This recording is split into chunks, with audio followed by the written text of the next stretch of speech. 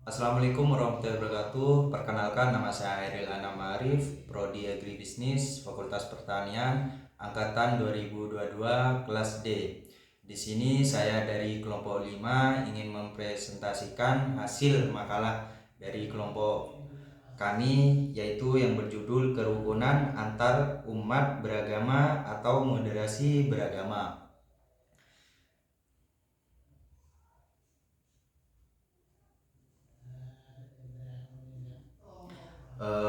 Moderasi beragama. Kata moderasi berasal dari bahasa Latin moderatio, yang berarti moderat, tidak berlebih dan tidak kekurangan.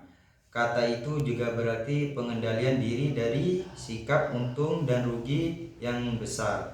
Kamus Besar Bahasa Indonesia KBBI memberikan dua arti dari kata moderasi, yaitu satu, mengurangi kekerasan, dan dua, menghindari ekstrim. Jika dikatakan orang moderat, kalimat tersebut berarti orang tersebut bersikap wajar, biasa-biasa saja dan tidak ekstrim. Dalam bahasa Inggris, kata moderasi sering digunakan dalam arti rata-rata, inti, standar, atau tidak rata. Secara umum, moderat berarti mengedepankan keseimbangan dalam hal keyakinan, moral, dan karakter, baik ketika memperlakukan orang lain sebagai individu maupun ketika berhadapan dengan lembaga negara.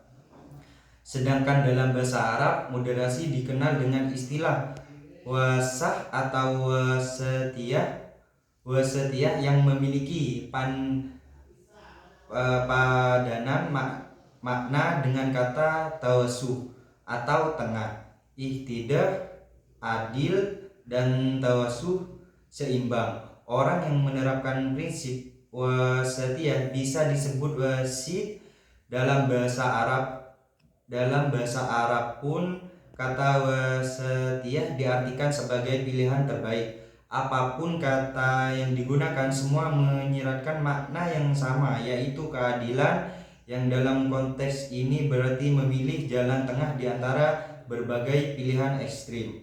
Kata wasit bahkan telah diserap ke dalam bahasa Indonesia menjadi kata arbiter yang memiliki tiga arti, yaitu satu, pengantar, misalnya dalam perdagangan bisnis. Yang kedua, mediator, pemisah, pendamai antara para pihak yang bersengketa. Dan yang ketiga, yang terakhir, pemimpin dan petandingan. Agama Islam rahmatullah lil alamin, yang dimaksud dengan Islam rahmatullah lil alamin adalah Islam yang kehadirannya di tengah-tengah kehidupan masyarakat mampu menciptakan kedamaian dan cinta dan kasih bagi manusia dan alam semesta. Rahmatan lil alamin adalah istilah Al-Quran, dan istilah tersebut sudah terdapat di dalam Al-Quran, yang artinya, dan kami tidak mengutus engkau Muhammad melainkan untuk menjadi rahmat bagi seluruh alam. Quran surat Al-Anbiya ayat 107. Ukuah dalam kehidupan sehari-hari. Yang pertama, ukuah Islamiyah. Secara garis besar, ukuah Islamiyah memiliki arti persaudaraan, istilah keilmuan, atau persaudaraan yang dilandaskan oleh kesamaan agama, yaitu agama Islam. Penjelasan ini memberikan artian jika setiap muslim yang ada di dunia merupakan saudara bagi muslim yang lain. Di sisi lain, ukhuwah Islamiyah memiliki artian sebagai suatu ikatan akidah, bisa menyatukan hati semua umat Islam. Pokok acuan dalam ukhuwah satu ini. Dan yang kedua, ukhuwah insaniyah merupakan jenis persaudaraan dalam Islam yang didasarkan pada persamaan garis kerukunan yang sama sebagai manusia, dalam hal ini Adam dan Hawa istrinya. Dan yang ketiga, ukhuwah fi an nasab wa al-wataniyah merupakan jenis persaudaraan yang didasarkan pada kesamaan, kerukunan dan kebangsaan di setiap kelompok masyarakat dalam suatu bangsa tanpa memandang etnis, agama dan pandangan hidup. Memiliki ikatan persaudaraan. Persaudaraan ini melahirkan ikatan moral dan tanggung jawab dengan saling memelihara dan menjaga untuk kelangsungan hidup bersama dalam suatu negara. Berikutnya, kebersamaan dalam pluralitas beragama. Pluralitas secara bahasa berasal dari bahasa Inggris yaitu plural yang memiliki arti banyak, majemuk. Menurut Dr. Andes Muhammad Imarah, pluralitas adalah salah satu bentuk kemajemukan yang didasari oleh suatu keutamaan dan kekhasan tertentu. Misalnya, pria dan wanita adalah salah satu bentuk pluralitas dari kesatuan jiwa manusia.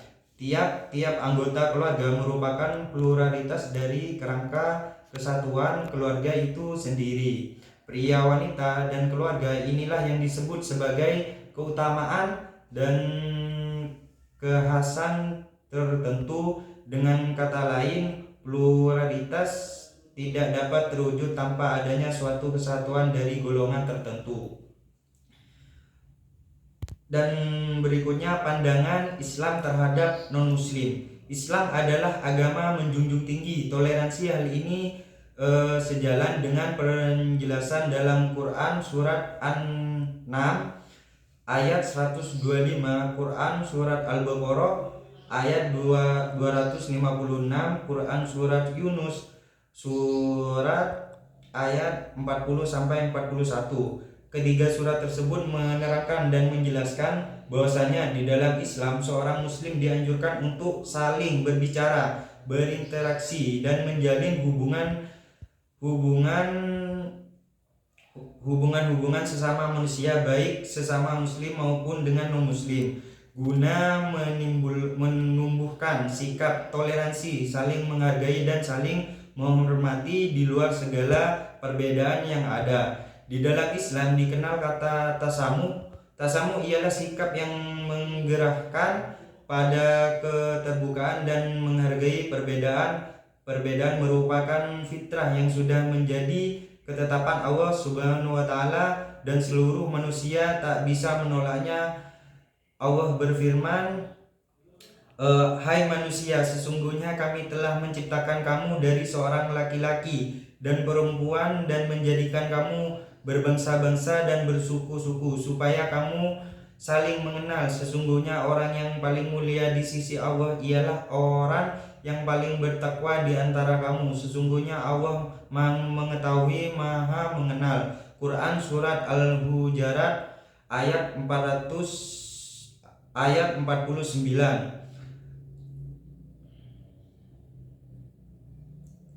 Nah, dan kesimpulannya, agama Islam adalah agama yang menjunjung tinggi toleransi. Hal ini dibuktikan dengan begitu banyaknya dalil baik dalam Al-Quran maupun Al-Hadis, dan juga para pemimpin muslim yang menjadi suri tauladan, utamanya Rasulullah SAW.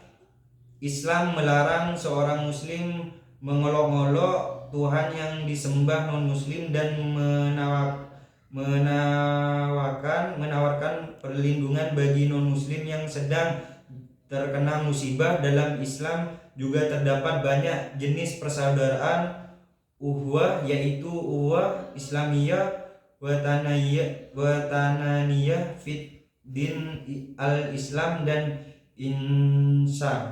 dan insiniyah. Sekian presentasi dari saya. Kalau kurang lebihnya mohon maaf. Assalamualaikum warahmatullahi wabarakatuh.